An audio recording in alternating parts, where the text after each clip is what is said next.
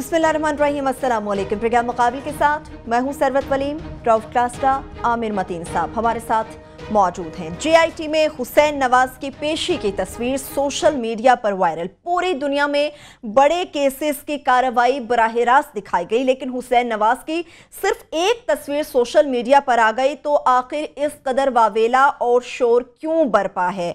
क्या सारा शोर सिर्फ JIT को दबाने का हरबा है या फिर एक तस्वीर लीक हो जाने से JIT को तहकीकात से रोक देना चाहिए? दूसरी जानिब मनी लॉन्ड्रिंग के अहम किरदार जावेद कयानी से JIT की तहकीकात की कहानी भी हम आपके साथ शेयर करेंगे और ये भी आपको बताएंगे कि जावेद कयानी और न्यूयॉर्क के शेख सईद का आपस में क्या मुश्तरका ताल्लुक है। प्रोग्राम के जब दूसरे हिस्से की जानिब बढ़ेंगे तो निहाल हाशमी की बात करेंगे। निहाल हाशमी गैर मशरूत मुआफ़ी से दस्तबरदार हो गए। सुप्रीम कोर्ट में केस लड़ने का ऐलान कर दिया। सफाई का मौका दिए बगैर सजा नहीं दी जा सकती। निहाल हाशमी ने आज पहली तकरीर वाला लहजा अपना लिया। दूसरी जानिब केस का फैसला आने तक निहाल हाशमी का सेनेटरशिप से इस्तीफा इल्तिवा में रखने का फैसला। क्या निहाल हाशमी के लहजे की तब्दीली नून लीग की वाज़ेह हिमायत को जाहिर करती है? इसके साथ साथ शरीफ बरादरान साबिक चीफ जस्टिस सज्जाद अली शाह के बेडरूम के फोन भी टेप कराते थे। सुप्रीम कोर्ट पर पहले हमले में मियां मुनीर और तारिक अजीज और अब की बार निहाल हाशमी को कुर्बानी का बकरा बनाया गया। चौधरी शुजात की जानिब से इल्जाम आयद किया गया।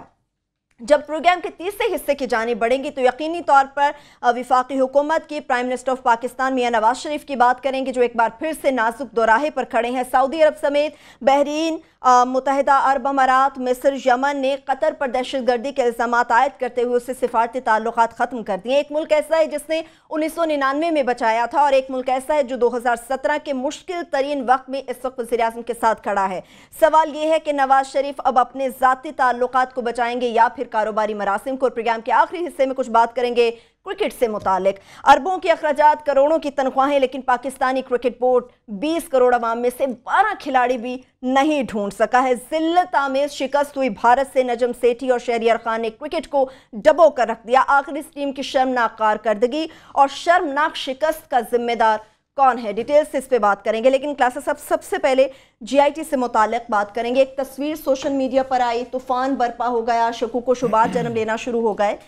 बड़े बड़े केसेस हैं, हम दूसरे मुल्कों की तकलीद करते हैं, वहां तो बराह रास्त कार्रवाइयां दिखाई गई।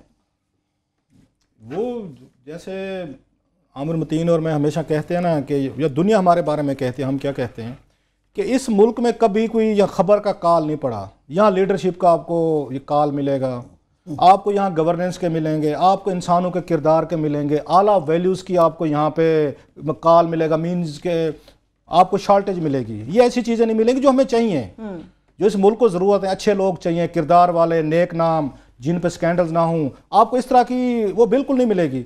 लेकिन जो चीज़ सबसे ज़्यादा मिलती है वो खबर है। डेली इस मुल्क में हमारे पास इतनी खबरें होती हैं, जब हम बैठ के हम शाम को खबरों को हम फैसला करने लगते हैं, आप तो उसका हिस्सा होती हैं पूरी, जब हम बैठ के मीटिंग्स में डिस्कशन कर रहे होते हैं, हमें 4-5 खबरें हमें ड्रॉप करनी पड़ती हैं जो कि बड़ी अहम होती हैं, जो हमारे ख्याल में आके उसको लेना चाहिए। अगर हम दिन में 2-3 घंटे भी शो करें ना तो भी तो इतनी खबरें होती हैं कि वो फिर भी ना ख़त्म हो। अभी इसको तस्वीर को देख लो, पिछले 2-3 दिन से मैं इसको फॉलो कर रहा हूँ और मुझे वो क्या कहते हैं, हंसी आ रही है। इस मुल्क की आप इसकी रूलिंग लीड की खुशकिस्मती देखें। इस वक्त 70 से 80% मीडिया उन्हीं के दिफा में लगा हुआ है कि ये तस्वीर क्यों रिलीज हुई है, ये तस्वीर सामने क्यों। ये मेरे अपने कुलीग मैं बता रहा हूँ, मीन्स के जो मीडिया में लोग हैं वो पिछले 3-4 दिन से पूरे गले फाड़ फाड़ के लगे हुए हैं जनाब के हाउस ऑफ शरीफ की इससे बड़ी इंसल्ट नहीं हो सकती थी। एक ने कहा जी इंतकाम की बू आ रही है, दूसरे ने कहा जनाब ये बहुत बड़ा गलत किस्म का हिसाब हो रहा है, तीसरे ने कहा जनाब वो तो उसके बाद कतरी शहजादा डर के मारे आने को तैयार नहीं, कि तस्वीर सामने आ गई है। हमारे अंदर ना एक आप कह सकते हैं, क्योंकि ये जो हमारी धरती है ये बहुत सारे हमलावरों का वो रही है, मरकज़ रही है तारीख में। जो भी उठा ना दुनिया के किसी हिस्से में जिसको भूख लगी है, कोई खाने पीने की ज़रूरत पड़ी है, वो इस खित्ते पे हमलावर ज़रूर हुआ। लिहाजा हमारी एक इसमें जहन में जो हुक्मरान जमात है या रूलिंग लीड हो या हमलावरों के जो अगर ख़ानदान आते थे यहाँ पे काबिज होते थे हिंदुस्तान पे, एक हमारी उसकी वो कहते हैं रॉयल फैमिली के हवाले से एक हमारा एक माइंड सेट है, हमारी नफ्सियात है, एक गुलामाना किस्म का हमारा जहन बन चुका है कि जो मास्टर आएगा, जो ऊपर बैठेगा, उसकी शान में गुस्ताखी नहीं की जा सकती।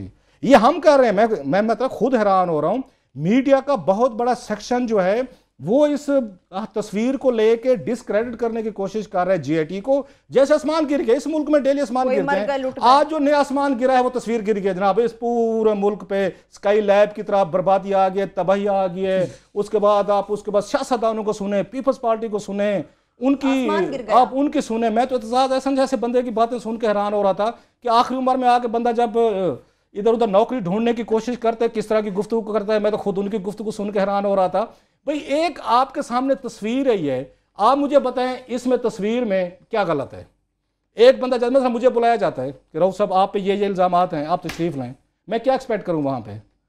अच्छा, आपको कुर्सी दी हुई है, आपके साथ मेज़ रखी हुई है, सही टेबल दी हुई है, और साथ आप क्योंकि रमज़ान का महीने चाय वो दे नहीं सकते थे, एक होता है ना, या पेस्ट्री रख देते, कोई बिस्कुट रख देते।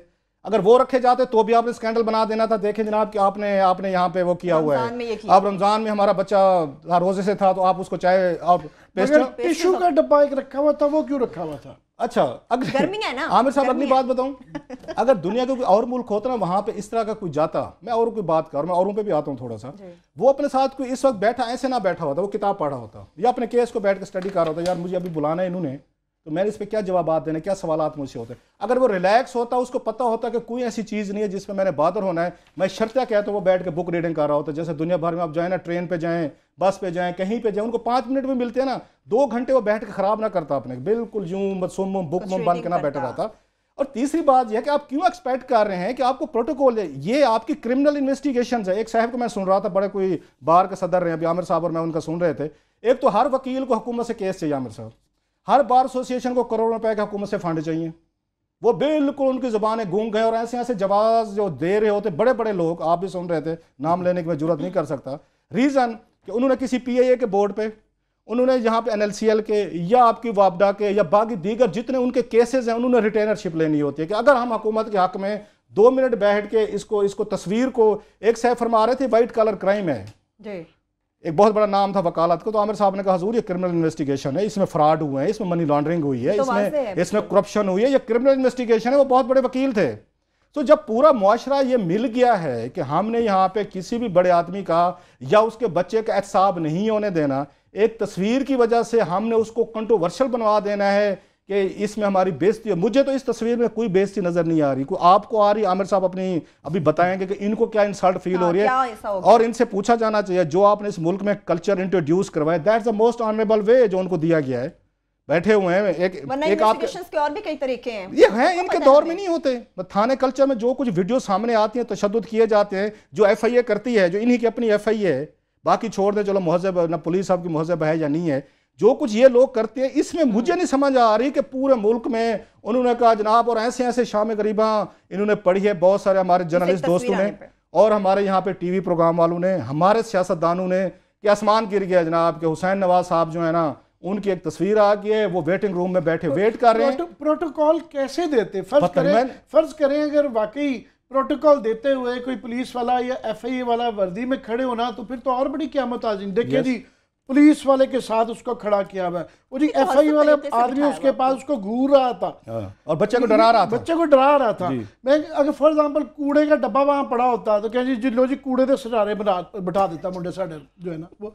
अब मुझे नहीं समझ आ रहा वाकई कि इसके अंदर तर्स का पहलू, सजा का पहलू, या कोई इतनी गमज़दा पहलू, उसका एक्सप्रेशन जरूर बेचारे का बड़ा सीरियस है, शायद रोजा लग रहा होगा, शायद वो एक संजीदा आदमी है, शायद वो सोच रहा है, शायद सूरत यासीन पढ़ रहा है, मुझे नहीं पता।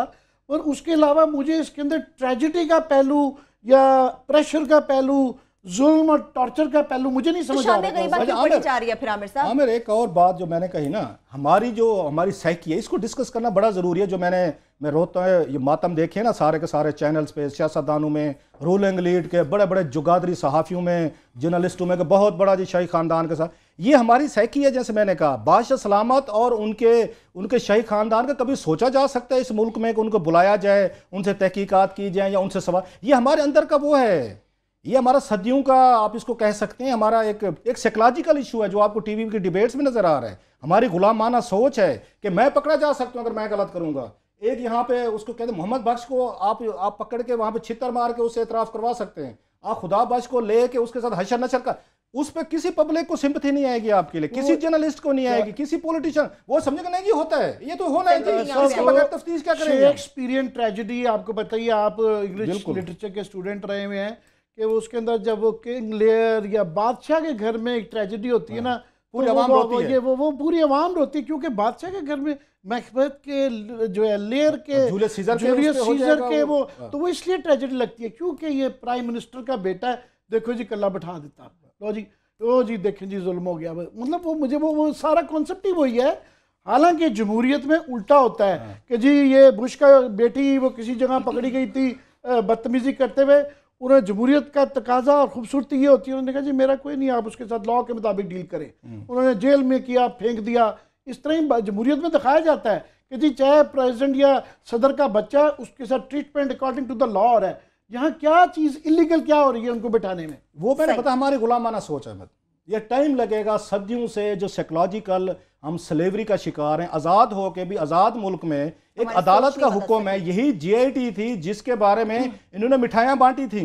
आज उसी GIT से कहते हैं जी हमें इंतकाम की बू आ रही है, ये इंसाफ नहीं हो रहा। भाई उसके साथ क्या क्या खुदा ना खासा कोई उसमें टार्चर किया जा रहा है, या तो उस वीडियो में टार्चर आता, जैसे आपको जो FIA ने किया था एयरपोर्ट पे खतून के साथ तशद्दुद किया था, फिर तो हम आवाज उठाते हैं कि बहुत बड़ी ज्यादती की है, आपने जुल्म किया है। दूसरा आमिर जो बड़े मुल्क बनते हैं ना, अभी क्लास का ब्रेक पे चलते हैं, अगर आए मैं कुछ आपको तफसीलात तो मैं आपको बताना चाहता हूँ, शेयर करना चाहता हूँ। जो हमारे यहाँ मातम चल रहा है ना पिछले 2-3 दिन से, एक तस्वीर से पूरे मुल्क पे, हमारे मीडिया पे, पॉलिटिशियंस पे, सोसाइटी पे बम गिर गया ना, और आसमान गिर गया, स्काई लैब आके गिरा है। मैं आपको बताऊंगा इससे बड़े बड़े वाकये हैं दुनिया में, दुनिया भर में कैसे किन किन बड़े लोगों के साथ क्या क्या कुछ होता है। ये तो बहुत डिसेंट, अच्छा और ऑनरेबल और प्रॉपर मेरा ख्याल ट्रीटमेंट है कि बिठाया गया है, कुर्सी दी गई है, साथ में टेबल दी गई है, और अगर मेरा ख्याल रमजान ना होता यकीनन वो चाय भी पेश करते और इनको पेस्ट्रियां भी खिलाते। सही है, बिल्कुल। अभी हम छोटी सी ब्रेक की तरफ चलते हैं, जब ब्रेक से वापस आएंगे जिस तरह से क्लासेस आपने बात की है, दुनिया के कई बड़े ममालिक है जहां पर जब तहकीकात हुई बराह रास्त दिखाई गई, कौन कौन सी अहम शख्सियात इन तहकीकात का हिस्सा थी वो तो आपको बताएंगे। इसके साथ साथ ये भी बताएंगे कि मनी लॉन्ड्रिंग के अहम किरदार जावेद कयानी और वज़ीर-ए-आज़म प्राइम मिनिस्टर ऑफ पाकिस्तान के जो दरीना दोस्त हैं शेख सईद, उनका आपस में मुश्तरका क्या ताल्लुक है, ये भी डिटेल्स आपके सामने रखेंगे। हमारे साथ रहिए।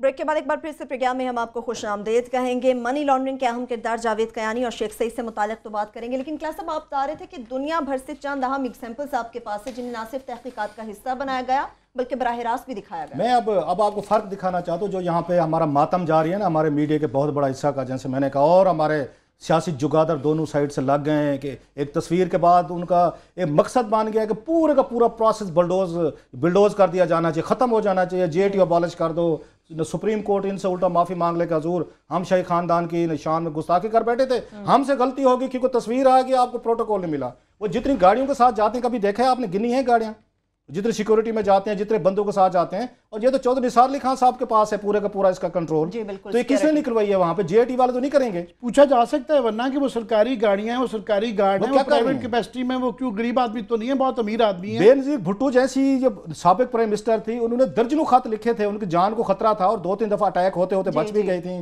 पिशावर में भी उन पे होते होते रह गया था। उनको तो उन्होंने नहीं दी थी, किसी ने गाड़ी नहीं दी थी, ना उनको प्रोटोकॉल मिला था, ना उनको गार्ड्स मिले थे। इनके साथ तो सारे हैं, चलो मान लेते हैं वजीर आजम के साहबजादे हैं, उनकी प्रोटेक्शन होनी चाहिए, खुदा ना खासा कोई वाकया ना हो जाए। तो प्रोटोकॉल आप वहाँ से चलते हैं, उससे लंदन से चलते हैं, इस्लामाबाद, वजीर आजम हाउस से लेके आपको जुडिशल उस तक आपको प्रोटोकॉल ही मिल रहा है। वहाँ पे तो आपके साथ एक फॉर्मल, मैं समझता हूँ इसमें कोई उन्होंने बुरा नहीं किया, ना उनको इस तस्वीर को जैसे सेल करने की, बेचने की कोशिश की गई है ना, वही गुलामाना सोच, वही सदियों से हमारे ऊपर कि शाही खानदान, बादशाह सलामत, वही जो इन्होंने कहा शेक्सपियरियन ट्रेजेडीज के हवाले दिए, या ग्रीक्स के गॉड्स होते थे कि उनकी शान में गुस्ताखी नहीं हो सकती। बादशाह सलामत वो एक कंसेप्ट होता था, king can do no wrong, ये हमारी आवाम में है, ये हमारे अंदर है, हमारी साइकी में है। बड़े आदमी के हम बड़े बड़े जराइम भी हम माफ़ करने को तैयार हैं, जो हमारे जैसे ये आवाम होती है।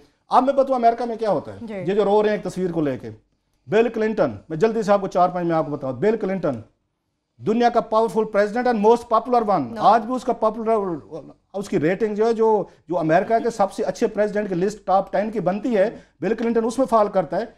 उसको बकायदा कांग्रेस ने लाइव उसकी उन्होंने उसको प्रोसिक्यूट किया, ट्रायल किया, क्वेश्चनिंग हुई, ग्रैंड जूरी के आगे बैठाया गया और हार्श क्वेश्चनिंग की गई जो टीवी पे दिखाई गई पूरी दुनिया में। मुझे याद है उस वक्त हमारे यहाँ CNN आता था, मौजूद थे वहीं पे। उस वक्त नहीं थे, इतने चैनल नहीं थे। मैंने खुद उसकी CNN की जो STN चैनल के जरिए CNN आता था, हमारे यहाँ BBC आती थी, उन्होंने लाइव उसको पूरी दुनिया को, अपने प्रेसिडेंट को एक्सपोज किया, ग्रिल किया, दिखाया कि ये देखे हमारा प्रेसिडेंट की हम इंक्वायरी कर रहे हैं। आपको तो बड़ी कुर्सी उन्होंने दी हुई है हजूर, बड़ी आपको इज्जत के साथ। वो तो पूरी दुनिया के सामने जिस तरह के क्वेश्चनिंग किए गए थे, बकायदा वार्निंग नीचे चल रही थी। मैं और आमिर ने फैसला किया हम उसकी आवाज आपको सुना ही नहीं सकते कि जिस तरह के सवालात उन्होंने रिलेटेड किए थे, और उसकी बकायदा हमने उसकी साउंड जो है वो ये बंद की है। बंद किया मेरे वो हमारे प्रोड्यूसर साहब दिखाएंगे। वो बेचारा पानी पे इतनी हार्श क्वेश्चनिंग थी, पानी पे पानी पिए जा रहा था। जी, ये आपके मुल्क के प्रेसिडेंट के साथ इंक्वायरी हो रही थी। इसके बाद जनरल पेट्रियस, वो बड़ा इंटरेस्टिंग है, जो उस वक्त इनकी अमेरिकन फोर्सेस का कमांडर, द मोस्ट पावरफुल, यहां तो जरूरत ही नहीं होती ना हमारे यहाँ किसी को सवाल करने की जरूरत की। उसका जरा एक साठ है कि जनरल पेट्रियस जो हैं, जब ये पेश हुए थे वहां पे कमेटी के सामने जून 2010 में, इनसे वहां पे क्वेश्चनिंग हो रही थी अफगान जंग के बारे में। कांग्रेस कमेटी सवालों जवाब कर रही थी, और मसूफ जो हैं जब उनसे सवालात पूछे गए, जनरल पेट्रियस, जहन में रखिएगा, मसूफ बेहोश हो गए। जरा ये वीडियो तो दिखाएं इस कौम को, जो एक तस्वीर की वजह से पूरे का पूरा इस मुल्क में रो रही है और यहाँ मातम हो रहे। जरा वो जरा ये सुनिएगा जनाब, ये हमारे ऑडियो जरा खोलिएगा और सुनाए जरा पूरी कौम को। Well, but I continue to worry a great deal about the message we are sending in the region, about whether we're actually going to stay or not, and whether we're going to do what's necessary to succeed rather than set an arbitrary timeline. And the best way to oh my God.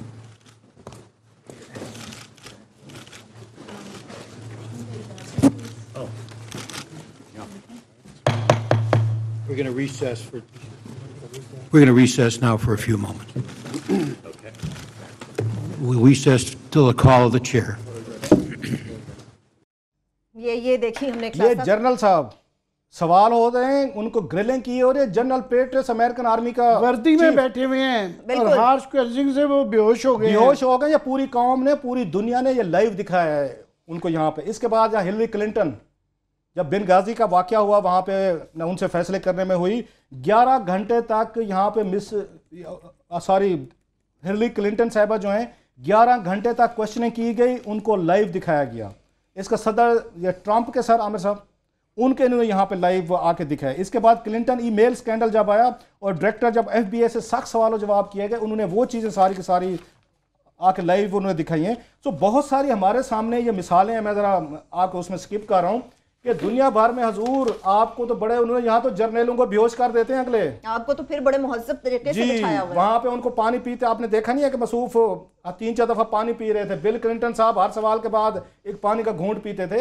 जब आप public office में आते हैं, जब आप बड़े लोगों के बच्चे होते हैं, जब आपकी व्हीलिंग डीलिंग और उसमें अरबों डॉलर्स के उसमें पैसे शामिल हों, तो फिर वो कहते हैं पंजाबी का मुहावरा, जिन्हें खाद्या गाजरा उन्होंने डीड पीड़।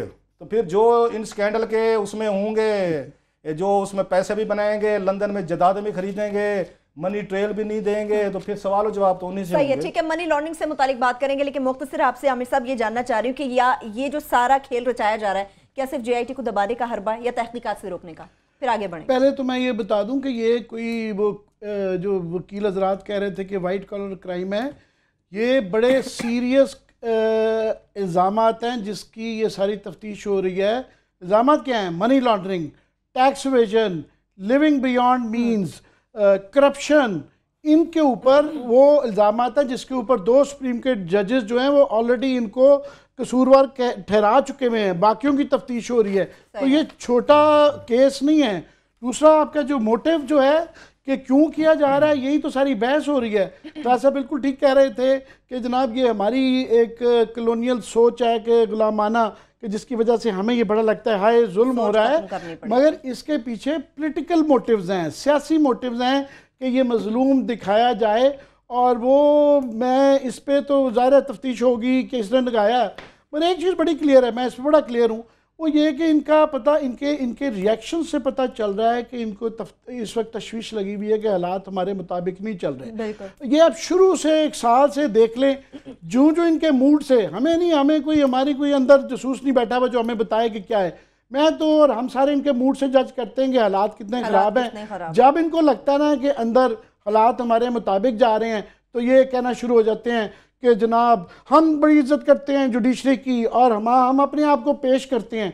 जो इनको पता चलता है ना कि ये 2 की बजाय 3 जज जो हैं ये हमारे खिलाफ हो गए हैं तो एकदम से जो है ना ये फिर खिलाफ अटैक शुरू कर देते हैं। फिर इनको जब कोई अंदाज़ा होता है या फिर कोई पता नहीं कैसे अंदाज़ा होता है कि अब शायद हमारे हालात ठीक जा रहे हैं, फिर इनका मूड चेंज हो जाता है। तो आजकल ये जो एकदम से ये ऑन स्लॉट आ रहा है ना, तो उससे मेरा ये अंदाजा है कि इनको JIT में हालात इनके मुताबिक नहीं जा रहे, इनको कोई ना कोई खबर है जो मुझे नहीं है, पर मैं इनके रिएक्शन से अंदाजा लगा रहा हूँ। और ये भी सारा आपने शायद वक्फा लेना है। नहीं, अभी हम नेक्स्ट बढ़ेंगे मनी लॉन्ड्रिंग की तरफ। थोड़ी सी बात आमिर को करना, मैं इस पे मेरा ख्याल इससे रिलेटेड ही है निहाल हाशमी साहब का।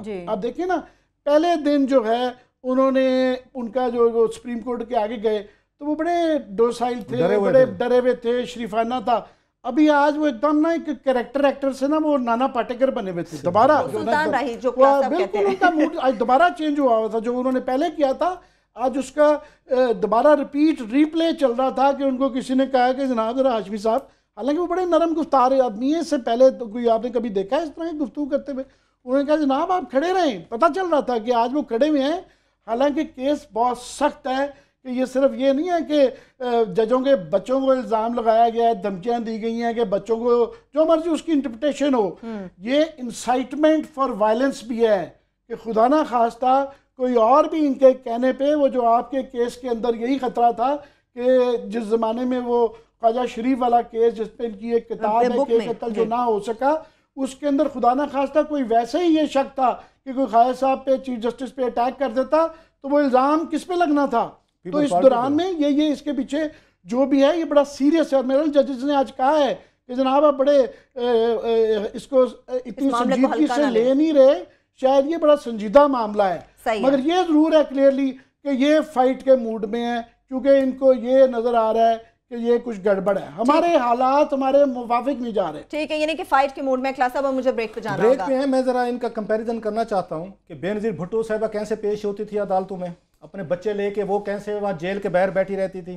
भुट्टो साहब खुद किस हालत में अदालत में हथकड़ियाँ लगवा के पुलिस के साथ पेश आते थे। ज़रा वापस आएँ और कैसे इनके जो सैफुर रहमान साहब तो बड़े बाज़त तरीके से लोगों की तहकीकात करते थे, वो तो बिल्कुल जस्टिस उन्होंने वो बस सिगरेट लगाते थे टॉर्चर करते वक्त यूं पी के हल्का। बाकी कहानी भी ब्रेक से वापस जरा तफसील बताते हूँ। इनके दौर में बड़ी बेहतरीन किस्म की डिसेंट तरीके से तहकीकात होती थी। उन्होंने ज्यादती कर दी, एक बच्चे को कुर्सी दे दी और उन्होंने साथ में टेबल एसी वाले कमरे में बिठा दिया और एसी वाले कमरे में बिठा दिया। बहुत बड़ा जुल्म हो गया इस मुल्क में, एक और आसमान आन गिरा इस मुल्क। चलें ठीक है, अभी हम छोटी सी एक ब्रेक पे चलते हैं। जब ब्रेक से वापस आएंगे, जिस तरह क्लास अपनी बात की कंपैरिजन भी ड्रॉ करने की कोशिश करेंगे। इसके साथ साथ ये भी आपको बताएंगे कि मनी लॉन्ड्रिंग के अहम किरदार जावेद कयानी से JIT की तहकीकात क्या हुई, क्या क्या बात हुई, क्या चीजें सामने आ सकती हैं। ब्रेक लेंगे, हमारे साथ रहिए।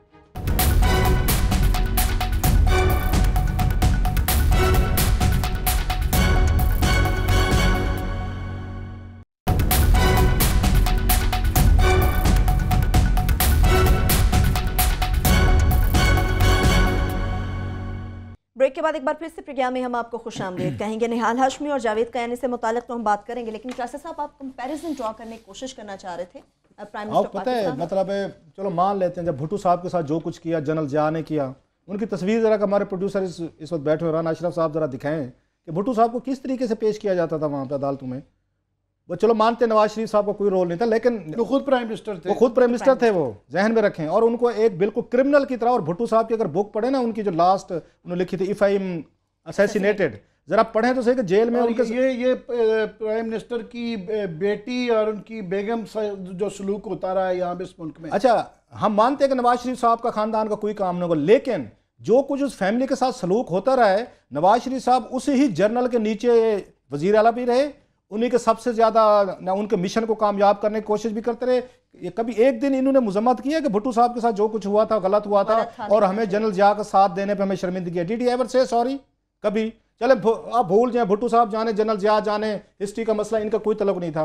बेनज़ीर भुट्टो साहब एक जरा तस्वीरें दिखाएं जब बच्चों के साथ वो जेल के साथ बैठी हुई थी, एक दिन मैं उनके मुजाहिद बरेलवी साहब की उनकी पढ़ रहा था, मेरा ख्याल है उनकी बुक है, उसमें उन्होंने वाक़या लिखा हुआ था कि जब मैं गई तो थक हार के न जेल के लाठी जेल के बाहर बैठी हुई थी, बच्चों को साथ लेके जाती रही, ये होती रही हैं चीज़ें। जब मुझे याद है जब उन्होंने शाहीन सबाई साहब ने वो पीस लिखे थे, वो जब गए थे 3-4 सहाफ़ी गए थे, कराची गए थे जाम सादे के दौर में, कि उस वक्त जरदारी एंड कंपनी या उनकी फैमिली के साथ क्या कुछ हो रहा था, वो शाहीन साहब ने उस वक्त डॉन में बहुत बड़ा एक उस पर सीरीज लिखी थी आर्टिकल, वो भी ज़रा पढ़ लें। चलें उनको छोड़ दें, माजी के किस्से थे, दुश्मन चल रही थी, ये चीज़ें काफ़ी सारी नवाज शरीफ साहब के दौर में होती रही हैं, इनके हुकूमत में अगले दौर में जो हुआ है, जो 97-99 का दौर है, उसमें जो इन्होंने वहां पे ये सैफुर रहमान साहब को एहसाब सेल का सरबराह बनाया था, सैफुर रहमान साहब ने हु इज हु जिसको टेलीफोन करके धमकियां नहीं देते थे और उनको इवन मतलब फिजिकली तशद्दुद तक करवाए गए। ये मलिक कयूम की टेप तो चलवाएं जो आज कह रहे हैं जी इंसाफ नहीं हो रहा, जो मलिक कयूम को फ़ोन किया था शहबाज शरीफ साहब ने या उन्होंने किया था अपने ये सैफुर रहमान साहब ने, ज़रा वो तो सुना इस कौम को कि जुडिशरी के साथ आप क्या करते रहे।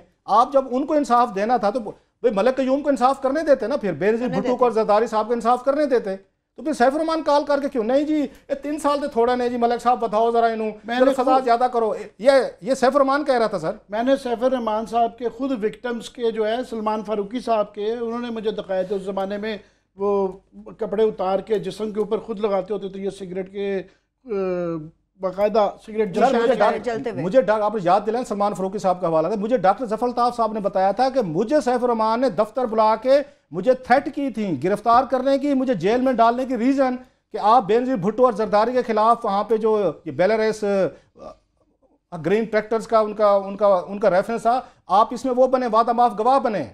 उन्हें कहते मुझे धमकियाँ दी गई, मुझे थ्रेट किया सैफुर रहमान ने खुद किया अपने दफ्तर में कि आप इसके खिलाफ गवाही दो, और जब मैंने इनकार किया उन्होंने जनाब आप फिर अपने उसके कंसिक्वेंस के लिए तैयार हो, ये अलग चीज़ है। Doctor Zafar Altaf was honourable man, तो उन्होंने कहा जनाब कि मेरी माँ ने मुझे कोई ऐसा दूध नहीं पिलाया कि मैं किसी खतून के खिलाफ जाके गवाही दूँ। अदालत में जो कुछ फैसले किए थे ग्रीन ट्रैक्टर पे वो मैंने किए थे, केस चलाना है मेरे पे चलाएं, जरदारी साहब पे या बेनज़ीर भुट्टो पे नहीं चलते, क्योंकि मैंने एज ए सेक्रेटरी एग्रीकल्चर मैंने फैसला किया था।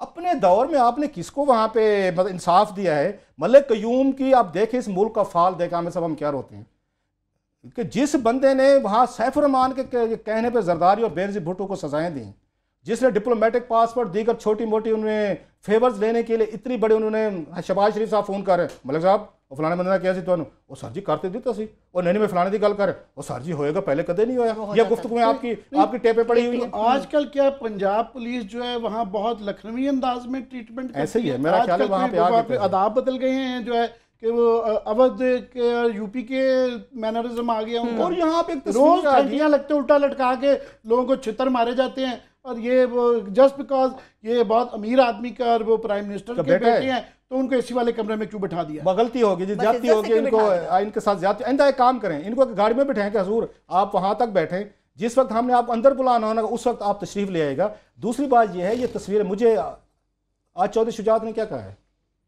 उन्होंने ये कहा है कि नवाज शरीफ साहब जो सजाद अली शाह साहब के बेडरूम तक के भी उनके टेलीफोन टैप करवाते। आपको क्या ख्याल है ये पूरी प्रोसीडिंग टैप नहीं हो रही? तो ये आई कहाँ से है मतलब है? मुझे भी ये बताएं क्या टैप नहीं हो रही? मैं तो आपको अगली बात बताने को तैयार हूँ। अगर ये सीसीटीवी उन्होंने लगाए हुए हैं, अब तो बहुत सारे गैजेट्स आ चुके हैं, वो सीसीटीवी की पूरी एक लाइन कहीं पे बैठे आपको मिल सकती है कि जो कुछ वहाँ पे गुफ्तगू हो रही है आप सारी बैठ के सुनते रहें। और पूरा उन्होंने ऐसे डाल दिया है कि ये जब तस्वीर निकली कहाँ से है। मैं तो कहता हूँ दैट्स द मोस्ट आपका रिस्पेक्टेबल आपको अंदाज दिया गया, दैट्स द मैक्सिमम। बल्कि लोगों को अफेंड होना चाहिए था इस पे एक लिहाज से कि जो पाकिस्तान वीवीआईपी ट्रीटमेंट क्यों मिल रहा है? ये मुल्जिम है, क्रिमिनल इन्वेस्टिगेशन। मैंने कहा ये मुल्जिम है मनी लॉन्ड्रिंग के, टैक्स इवेजन के, ये बड़े संगीन इल्जाम हैं।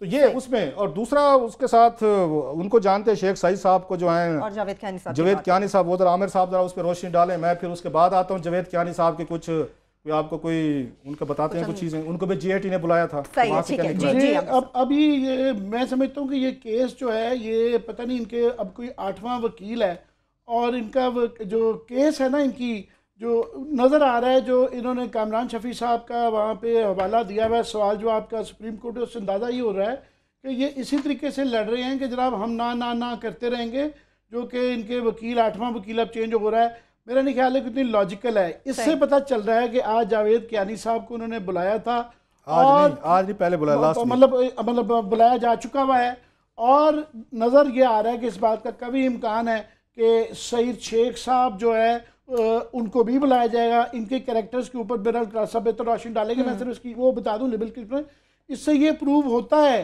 कि ये समझ रहे हैं कि सिर्फ ना करके, क्योंकि वहाँ पे 134 के तहत जो सुप्रीम कोर्ट के अंदर ये बच गए, वहाँ पे 2 प्रॉब्लम्स थी कि एक वहाँ क्रॉस क्वेश्चनिंग नहीं हो सकती थी, दूसरा डिस्प्यूटेड फैक्ट थे। ये इस लॉजिक के साथ अगर ये समझ रहे हैं कि जनाब ये ना करके कि हम कुछ नहीं बताते, नहीं बच जाएंगे, क्योंकि ये हुदैबिया इसका मतलब खुल गया है। और ये बड़ी बेवकूफ़ाना लोग बात कर रहे हैं कि जनाब रहमान मलिक साहब की जो है ना वो ज़ाती कैपेसिटी में दी है। भाई FIA में या किसी में कोई काम करता है वो ज़ाती हैसियत में देता है, SHO की रिपोर्ट ज़ाती हैसियत में होती है, तो ये उसका हिस्सा बन गया। इसका मतलब ये है कि ये सिर्फ 4 फ्लैट्स के इर्द गिर्द नहीं है, ये सारे जो मैंने इल्ज़ामात की तरतीब बताई है उन सब की वो हो रही है। और ये मजीद खुलेंगे पेंडोरास बॉक्स। ये जावेद कियानी साहब की तफसील आपके पास पड़ी है। आमिर साहब जो मेन चीज़ हुई ना, जो पाकिस्तान के लोगों की मेमोरीज बड़ी वीक हैं, जावेद कियानी साहब जो हैं, जो सामने आपको उसमें तस्वीर में नजर आएंगे, अभी अगर हमारे प्रोड्यूसर साहब उन्हीं पे रखें ज़रा फोकस, थोड़ा सा लोगों को दिखाएं ज़रा जावेद कियानी साहब का वो जो है, ये वो मसूफ है जहाँ से मनी लॉन्ड्रिंग शुरू हुई है सर। और इन्होंने आके वहाँ पे लाहौर के वो डेविस रोड पे बैंक पे इन्होंने जैली अकाउंट बकौल ये काजी लंदन की काजी फैमिली के काशिफ मसूद साहब एंड काजी एंड कंपनी, इन्होंने खुलवाए थे सारे अकाउंट वहाँ पे जाके। उस पर जावेद कियानी साहब ने इन्होंने खुलवाए लंदन की काजी फैमिली के बैंक अकाउंट, जिनमें पैसे डाल के मनी लॉन्ड्रिंग की गई। ये सारी की सारी डिटेल्स हैं, डॉक्यूमेंटेड है, सुप्रीम कोर्ट के रिकॉर्ड का हिस्सा है कि जावेद कियानी साहब का क्या उसमें रोल था। इनको पासपोर्ट दिए थे उनके ये लंदन की काजी फैमिली के इसाक डार साहब ने दिए थे। इसाक डार साहब को बकौल लंदन के काजी फैमिली के हमने शनाख्ती कार्ड बनने के दिए थे, और हमें पता नहीं चला। वैसे वो भी बड़े मासूम लोग हैं, वैसे रहते लंदन में, उनकी मासूमियत मुलाहिजा फरमाए उन्होंने, हमें पता नहीं चला हमारे बैंक अकाउंट में 50 लाख पाउंड आ गया। हम बड़े खुश हो गए कि बादशाह रातों रात हमारी छत फाड़ के पैसा आ गए। ये हैं जो उनके रिश्तेदार हैं सर, शेख सईद साहब के। शेख सईद की बेटी सारा सईद के नाम पे भी अकाउंट खोले गए। इनको तो बुलाया गया है जावेद कियानी साहब को यहाँ पे। ये मसूफ इस वक्त बड़े टॉप के, इनकी जो अपनी एसोसिएशन है शुगर मिल्स की, बड़े ओहदों पे हैं ये, माशाल्लाह कारोबार बिजनेस अच्छा चल रहा है। जिन पे इतने बड़े बड़े इल्जामात हैं, जो क्राइम्स में मुलव्वस हैं, जिनको JT में बुलाया जा रहा है, उससे कोई सवाल जवाब नहीं करना चाहिए। उनको प्रोटोकॉल दें। ये इस मुल्क का नया कानून बनता जा रहा है कि इनको प्रोटोकॉल दें, इनको इज्जत दें। वो जितना बड़ा क्रिमिनल यहाँ पे हमारे यहाँ पैदा होता है उतनी बड़ी उसको रिस्पेक्ट भी दें, उतना बड़ा उसको ओहदे भी दें। जो शेख सईद साहब हूँ, जावेद कियानी साहब हूँ, डार साहब हूँ, जिनका जिक्र है उन्होंने अपने उसमें किया हुआ है, जो उनका मनी लॉन्ड्रिंग का इसाक डार साहब का है। जावेद कियानी साहब से सवालों जवाब तो पूछ गए हैं। अब मेरा ख्याल है देखना ये है कि इन्होंने वहाँ पे अब क्या जवाब दिए होंगे। ये तो जब रिपोर्ट सामने आएगी उसमें पता चलेगा कियानी साहब का क्या रोल रहेगा। और FIA में ऑलरेडी ये जो तफसीलात आई हुई हैं कि 6 अकाउंट इन्होंने खुलवाए थे, और उसके बाद वो पैसा जो है यहाँ से सईद शेख साहब को दिया गया। ये उनके नेफ्यू हैं। तो मेरा आपने वक्फा लेना है। बिल्कुल, ब्रेक पे भी जाएंगे, ब्रेक पे जाएं। ब्रेक पे बताएंगे कि शेख सईद साहब का बैकग्राउंड क्या है, और ये अब से नहीं 20 साल से सवाल उठते थे कि उनका ताल्लुक नवाज शरीफ साहब से क्या है। ठीक है, इनका बैकग्राउंड तो एक बंदा और मैंने बताना है कि JT को इस पूरे केस में जो मेन एक इसमें एक है ना किरदार जिसको बुलाना चाहिए, उसके बगैर JT की इन्वेस्टिगेशन कंप्लीट नहीं होंगी। अब ब्रेक के बाद वापस मैं बता दूंगा हु इज दैट पर्सन। बिल्कुल, अभी हम छोटे से ब्रेक पे जाते हैं। ब्रेक से वापस आके गुफ्तगू का सिलसिला यहीं से आगे बढ़ाएंगे, और ये भी डिस्कस करने की कोशिश करेंगे कि वज़ीर-ए-आज़म पाकिस्तान मियां नवाज शरीफ को अब अपने कारोबारी मरासिम को बचाना होगा, ज़ाती ताल्लुकात को बचाना होगा, और इसके साथ साथ पाकिस्तान की शर्मनाक शिकस्त भारत के हाथों, इसका जिम्मेदार कौन है। ब्रेक लेंगे, हमारे साथ रहिए।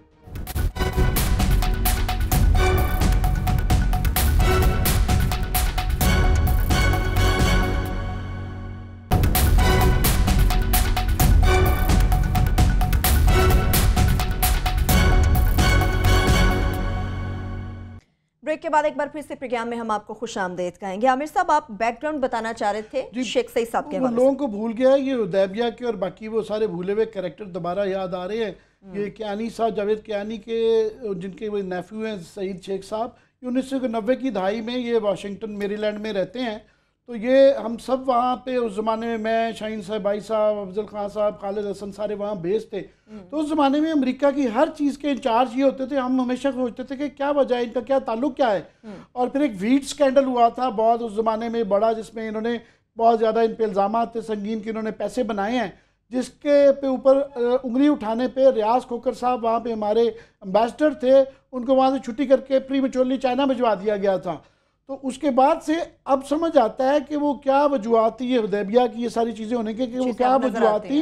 याद रहे लास्टली कि वो अभी भी हमारे कौंसल जनरल ने न्यूयॉर्क के अंदर, और वो लोग उसमें पूछते थे कि जनाब ये क्या वजह है कि इनको अभी भी जो है प्राइम मिनिस्टर जहां लेके जाते हैं हर इंपॉर्टेंट मुलाकात में, चाहे वो प्रेसिडेंसी में हो या यूएन सिक्योरिटी काउंसिल में, वो साथ बैठा के सारी तकरीर होनी हुई है। तो अभी तक वो सिलसिला जारी है। बाकी तफसीलात मेरा ख्याल जब आएंगे जेआईटी में तो फिर पूछेंगे। सही, जेआईटी का आपने याद कराया क्लास, वो कौन सा हम किरदार है जिसको आप समझते हैं जेआईटी में पेश होना? वो है रहमान मलिक। आएंगे मलिक साहब? जब आर्डर जाएंगे, मतलब जाएंगे। मलिक साहब तो पहले भी कहते रहे हैं कि जी मुझे अगर सुप्रीम कोर्ट बुलाए या कोई फोरम बुलाए मैं आऊँगा।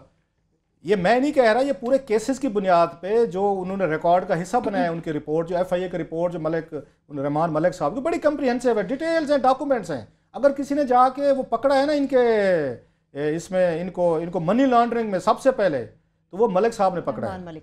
तो रहमान मलिक साहब का इस कमेटी के सामने पेश होना, आना, अपना उनका बयान देना, उनकी सारी की चीज़ों का कोलैबोरेट करना, उनका टेस्टिफाई करना, ये इंपॉर्टेंट है। उनके बगैर मैं नहीं समझता जेटी जो है ये अपनी रिपोर्ट कंप्लीट कर सके। बड़ा वाइटल और की एविडेंस है उनकी गुफ्तगू, वो उन्होंने बैठ कर रिपोर्ट कंपाइल की। और उनको सबसे बड़ा अहम सवाल ये है इस पूरी में, ये तो कहते हैं हमने 2006 में लिए, तो रहमान मलिक साहब के पास कौन सी गीदड़ सिंगी थी जिनको 1996 में 95 में पता चल गया था चारों को चारों फ्लाइट जो है तस्वीरों के साथ वो इनके हैं। मतलब मलिक साहब से उस वो कह सकते हैं आपको रहमान मलिक से गीदड़ सिंह की ये पूछनी चाहिए कि मलिक साहब वो कहते हैं कि हमने 2006 में लिए हैं, आप 1996 में 10 साल पहले कह के बैठे हुए हैं, वो जरा हमें समझाएं। रहमान मलिक साहब को जेटी को बुलाना चाहिए, उनसे डिलिब्रेशन, उनसे टेस्टिफाई होना चाहिए। He is the most important witness. देखते हैं रहमान मलिक साहब को बुलाया जाता है कि नहीं। आमिर साहब, क्रिकेट पे बात करेंगे, बजाय इसके कि मैं सवाल करूं बस ये पूछूंगी, कल का मैच आपने देखा होगा?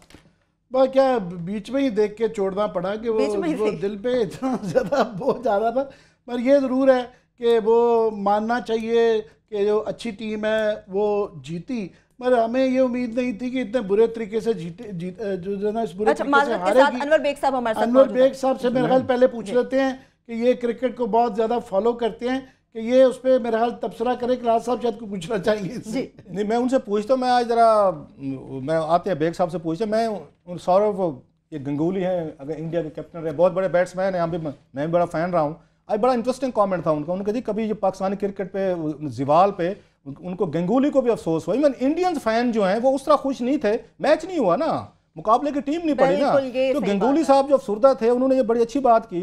उन्होंने किसी दौर में यहाँ वसीम अकरम, वकार यूनुस, जावेद मियांदाद, इमरान खान, शोएब अख्तर कितने बड़े बॉलर्स होते थे या बैट्समैन थे जिनकी हम भी इज्जत करते थे, उसने साहब इस्तेमाल किया है। तो उन्होंने कहा ना आज पाकिस्तानी क्रिकेट टीम का हाल बुरा हो गया। तो मैं कहना चाह रहा था गंगूली साहब को, कसूर आप तो बुरा करना चाहते थे कि ना पाकिस्तान के साथ क्रिकेट सीरीज खेलनी है ना मैच खेलनी है, जब आपको तो खुश, इंडियन को तो खुश होना चाहिए कि आप पाकिस्तानी क्रिकेट टीम को तबाह करना चाहते थे। हमने मैच नहीं खेलने, हमने इनको आने नहीं देना, ना हमने खुद आना है ना इंडिया आने देना है। तो आपको अफसुर्दा होने की क्या जरूरत है भाई साहब? आपको तो खुश होना चाहिए थे, जो चाहते थे पाकिस्तानी क्रिकेट टीम का हशर करना वो तो आपने कर दिया है। उसके बाद ये मैं उसमें लाइट कमेंट में कह रहा हूँ। बेग साहब, आज मैं सोशल मीडिया पे पढ़ रहा था, किसी ने लिखा हुआ था कि जनाब क्रिकेट का क्या करें, जो क्रिकेट के सबसे बड़े हमारे प्लेयर्स रहे हुए हैं वसीम अकरम और शोएब अख्तर, वो तो टॉक शोज एंकर कर रहे हैं, वो गेम शोज कर रहे हैं, और साफ़ी पीसीबी चला रहे हैं नजम सेठी साहब, तो ये सत्यानाश तो होना ही था। आपका इस पे comment? Thank you very much Rauf साहब और मतीन साहब और आमिर साहब, मुझे प्रोग्राम में इनवाइट करने का। देखिए किबला सीन ये है कि अगर एक हॉस्पिटल है, उस हॉस्पिटल में आप सिविल इंजीनियर को ऑर्थोपीडिक सर्जन या हार्ट सर्जन बना देंगे तो जाहिर है पेशेंट का तो इंतकाल ही होगा ना। कहने का मकसद ये है कि ये जो ओडीआई हो रहा है इंग्लैंड के अंदर, अब ये टूर्नामेंट में पाकिस्तान की जो रैंकिंग है वो नंबर 8 है। दूसरी बात ये है कि यही हमारे मोहतरम नजम सेठी साहब ये आईसीसी की मीटिंग में गए थे, आप पूरी कौम को उन्होंने आके बताया था, ये बिग 3 का जब मसला बन रहा था कि जी हमारे पास कोई चॉइस नहीं था, हमने बिग 3 का किया और पाकिस्तान को इतना फायदा होगा, ये टूर्नामेंट होंगे, वो टूर्नामेंट होंगे, लंबी राम कहानी आके इन्होंने कहा और सब 0/0। और सीन अब ये हुआ कि इंडिया वालों ने और ऑस्ट्रेलिया और इंग्लैंड वालों ने कहा कि ये बिग 3 की मोनोपोली को खत्म होना चाहिए। वो भी नहीं हुआ। और अब इन्होंने PSL करवाया, PSL में पता नहीं क्या क्या इन्होंने पैसे कमाए, किसको दिए, कोई ऑडिट नहीं हुआ। तो मैं ये कह रहा हूं आपसे कि इस वक्त जो पाकिस्तान क्रिकेट बोर्ड है, it is in the hand, I am sorry to use this word, in the hands of a mafia. ये इन्होंने इस तरीके से काबू किया हुआ है, जो लोग वहां में आज 15-15 साल से वो खाली एक स्लॉट से दूसरे स्लॉट चले जाते हैं, कोई इनकी यानी कोई परफॉर्मेंस नहीं दी। यानी आप ये अंदाजा करें कि कल के मैच को तो आप छोड़ें ना, हमारे पास कोई ओपनिंग रिकॉग्नाइज्ड बैट्समैन है, ना मिडिल ऑर्डर बैट्समैन है, ना कोई ऑलराउंडर है, ना टॉप क्लास बॉलर है। आप कैसे मैच जीतेंगे? और मुझे तो आमिर साहब, मैं जब छोटा होता था ना, 1953 में मुझे याद है उमर कुरैशी और जमशेद मारकर कमेंट्री किया करते थे। उस वक्त वो कहा करते थे कि Pakistan fielding is very poor. और आज 2017 हो गई, आज भी यही कह रहे हैं कि हमारी फील्डिंग पुअर है। हम बुढ़े हो गए, हमारी फील्डिंग नहीं इंप्रूव हुई। यानी ये कोई क्रिकेट है? खुदा के वास्ते। अच्छा बेग साहब, ये अमूमन आमिर मतीन साहब भी एक दिन बता रहे थे, नाम बताने को तैयार नहीं है, कि कुछ क्रिकेटर्स को लाहौर में जानते हैं कि जब तक वो पैसे ना दें वो टीम में सेलेक्ट नहीं हो सकते। ये टीम में सिलेक्शन का जो म्यार हम देख रहे हैं वो तो सिफारिश, पर्ची, कागज, पैसे पे चला गया है। लाहौर में तो बगैर किसी को पैसे दिए बगैर आप लीग में फर्स्ट क्लास क्रिकेट में जब आप आते हैं तो वो इतने ज़्यादा काफ़ी लोग पैसे दे के आना शुरू होते हैं, तो इब्तिदा वहीं से हो जाती है। फिर उसके बाद जाहिर है ये जो करप्शन का जो पाकिस्तान में हुआ है, ये नजम सेठी साहब इसका क्रेडिट और डिस्क्रेडिट ले सकते हैं कि इनके होते हुए आमिर को माफ़ किया गया, उसके बाद से ये सिलसिला जारी है अभी भी। तो मैंने आगे गलती से उनको साफ़ी कह दिया था, मुझे ये नहीं पता चला कि वो हैं क्या, क्योंकि उनकी साफ़त जो है वो उन्होंने प्रेस था अपना, तो साथ ही उन्होंने अपना मैगज़ीन भी निकाल लिया। फिर वो बाद में पॉलिटिशियन बन गए। जब आपको याद है कि लगारी के वज़ीर लग गए थे जब बेनज़ीर की गवर्नमेंट डिज़ोल्व हुई थी, और याद रहे कि वो उन लोगों में से जो कहते थे कि ये 2 साल तक केयर टेकर गवर्नमेंट चलनी चाहिए। वो अब जमहूरियत के बड़े चैम्पियन बनते हैं। उन्होंने पूरी कोशिश की थी कि वो एक्सटेंडेड गवर्नमेंट, नेशनल गवर्नमेंट बनवाई जाए। अब वो ब्यूरोक्रेट भी हैं, तो वो साफ़ी भी हैं, ब्यूरोक्रेट भी हैं, एंकर भी हैं, पॉलिटिशियन तो वो हैं ही हैं। आपके ख्याल में क्या हैं? मेरे तो ख्याल में ये एक्चुअली ये ऑलराउंडर हैं। इनको खिलाफ पाकिस्तान की टीम में होना चाहिए। कहने का मकसद ये है कि देखें जी, इसमें कसूर नजम सेठी का नहीं है, ना शहरियार खान का है। मैं ये समझता हूँ कि प्राइम मिनिस्टर साहब जो पेट्रन है पाकिस्तान क्रिकेट बोर्ड के, he should take this responsibility. यानी चेयरमैन वो लगाते हैं, यानी ठीक है वहां पे गवर्निंग बोर्ड है, गवर्निंग बोर्ड के अंदर आप देखें नॉन प्रोफेशनल लोग बैठे हुए हैं, सब यस मैन टाउट्स बैठे हुए हैं। देखें जी, अगर तो इन लोगों के हाथ में पाकिस्तान क्रिकेट बोर्ड रहेगा तो आप ये समझें कि पाकिस्तान क्रिकेट का जनाजा निकल गया और निकलता रहेगा, और यही हालत रहेगी, प्रॉब्लम इससे बदतर होगी। और मैं आपकी बेग साहब, इससे ज्यादा बुरी हालत हमारी क्या होगी? असरदारी के जमाने में उन्होंने जिद लगा ली हुई थी कि एजाज भट्ट साहब को ही लगाना है। ये जिद है मियां नवाज शरीफ साहब की कि उन्होंने अपने पुराने मोहसिन को ही रखना है, क्रिकेट भाड़ में जाए। बिल्कुल, जनाजा तो निकल चुका है। जिस तरह से आपने बिल्कुल बजा फरमाया कि पाकिस्तान का जो क्रिकेट बोर्ड है इस वक्त माफिया के हाथों में। सेनेटर अनवर बेग साहब हमारे साथ मौजूद थे। सर, आपके कीमती वक्त का बेहद शुक्रिया। इसके साथ ही प्रोग्राम अपने इख्तिताम को पहुंचता। अपना बहुत सा ख्याल रखिए। खुदा हाफिज़।